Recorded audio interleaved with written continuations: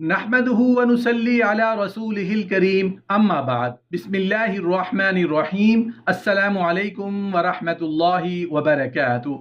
حضرت عیسیٰ علیہ السلام اور ہرن کی محبت کا واقعہ، سبق آموز واقعہ، زندگی بدلنے والا واقعہ۔ محترم ناظرین، آپ نے اگر حضرت عیسیٰ علیہ السلام اور ہرن کی محبت کا واقعہ نہیں سنا تو سمجھو کچھ بھی نہیں سنا۔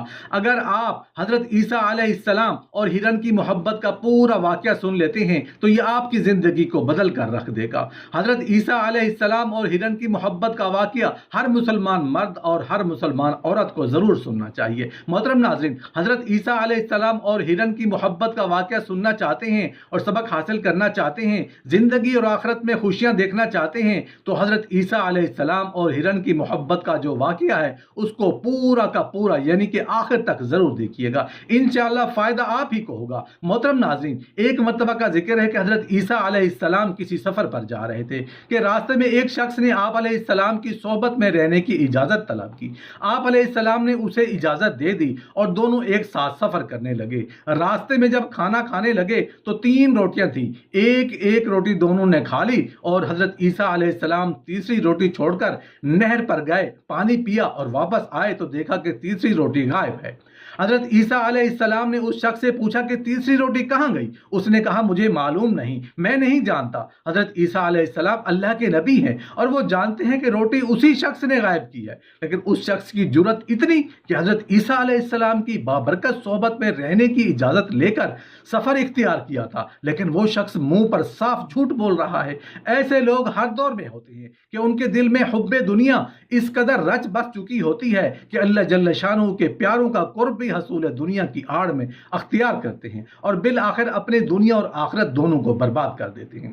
حضرت عیسیٰ علیہ السلام نے سفر جاری رکھا، راستے میں ایک دریا آیا اور حضرت عیسیٰ علیہ السلام نے اس شخص کا ہاتھ پکڑا اور اسے لے کر پانی پر چلتے ہوئے دریا پار کر لیا۔ اسے ایک مرتبہ پھر پوچھا، تجھے اس رب کی قسم جس نے تجھے میرے ہاتھوں یہ معجزہ دکھایا، سچ بتا تیسری روٹی کس نے لی تھی؟ وہ نامراد بدبخت انسان ایک مرتبہ پھر کہتا ہے کہ مجھے معلوم نہیں کس نے لی تھی۔ اب دیکھیں، جو شخص اللہ کے نبی کے اتنے بڑے بڑے معجزات دیکھ رہا ہے اور پھر بھی وہ اتنا ضدی اور ڈھیٹ ہو گیا ہے کہ دنیا کی لالچ اور محبت نے اس شخص پر ایسے پردے ڈال دیے ہیں کہ اللہ کے نبی کی بارگاہ میں انکار کر رہا ہے۔ اگر وہ اعتراف کر لیتا تو تیسری روٹی میں نے کھانی ہے، میں نے لینی ہے، تو اس کا کیا جاتا تھا؟ حضرت عیسیٰ علیہ السلام نے کوئی سزا تو نہیں دینی تھی، انہوں نے تو معاف کر دینا تھا۔ حضرت عیسیٰ علیہ السلام نے اس شخص کے ساتھ سفر جاری رکھا۔ راستے میں ایک ہرنی کے بچے کو دیکھا۔ حضرت عیسیٰ علیہ السلام نے اس ہرنی کے بچے کو بلایا اور حکم پاتے ہی فوراً حضرت عیسیٰ علیہ السلام کی خدمت اقدس میں حاضر ہو گیا۔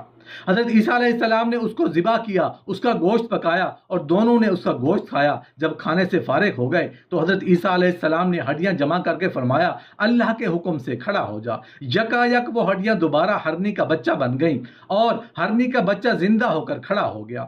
اب پھر ایک مرتبہ حضرت عیسیٰ علیہ السلام نے اس شخص سے فرمایا کہ مجھے اس ذات کی قسم جس نے میرے ہاتھوں تجھے یہ معجزہ دکھایا ہے، بتاؤ وہ روٹی کس نے کھائی تھی؟ وہ شخص کہنے لگا مجھے معلوم نہیں، میں نہیں جانتا وہ روٹی کس نے لی تھی۔ حضرت عیسیٰ علیہ السلام نے سفر جاری رکھا اور راستے میں ایک ویران صحرا آ گیا اور آپ نے کچھ ریت جمع کی اور فرمایا کہ اے ریت، اللہ جل شانہ کے حکم سے سونا بن جا۔ ریت نے عمل کیا، ریت سونے میں بدل گئی۔ حضرت عیسیٰ علیہ السلام نے اس سونے کے 3 حصے کیے اور فرمایا ایک سونے کا حصہ میرا، دوسرا تیرا اور تیسرا اس کا جس نے وہ روٹی لی تھی۔ وہ لالچی شخص فوراً کہنے لگا جی حضرت وہ روٹی بھی میں نے لی تھی۔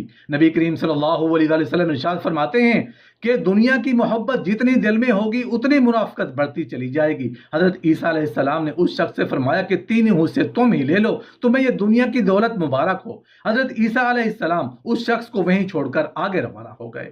اب وہ شخص اتنا سونا ملنے پر بہت خوش ہوا۔ پھر 2 آدمیوں نے اسے سونے کے ساتھ دیکھا تو ارادہ کیا کہ اسے قتل کر کے اس کا سونا چھین لیتے ہیں اور آپس میں تقسیم کر لیں گے۔ اس شخص نے کہا کہ مجھے قتل نہ کرو، میری جان بخش دو۔ ایسا کرتے ہیں کہ سونا تینوں तीनों तकसीम कर लेते हैं। हम में से एक शख्स बाजार जाए और खाना लेकर आए, हम खाना खाकर आपस में सोना तकसीम कर लेंगे। अब उन तीनों में से एक शख्स खाना लेने बाजार जाता है, लेकिन फौरन दुनिया का लालच और दुनिया की मोहब्बत उस शख्स पर गालिब आ जाती है। उसने उस नीयत से खाने में जहर मिला दिया कि मैं वापस जाऊंगा और उन्हें खाना खिलाऊंगा, वो खाना खाकर मर जाएंगे और सारा सोना मेरा हो जाएगा।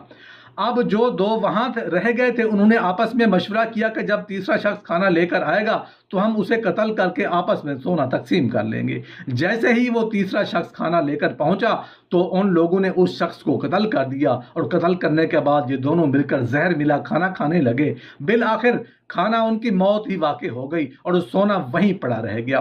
कुछ अरसे बाद हजरत ईसा अलैहिस्सलाम का दोबारा वहां से गुजर हुआ तो देखा कि सोना वहीं मौजूद है और 3 लाशें वहां पड़ी हैं। उस वक्त हजरत ईसा अलैहिस्सलाम ने ये देखकर लोगों से फरमाया, दुनिया एक धोखा है, उससे बचो। यानी जो उसकी लालच में फंसा वो हलाक हो गया। हजरत ईसा अलैहिस्सलाम के वाक़े से हमें ये सबक मिलता है कि ये दुनिया की मोहब्बत ही है जो इंसान की इस आर्जी जिंदगी को भी बर्बाद कर देती है और आखिरत की दायमी जिंदगी को भी बर्बाद कर देती है।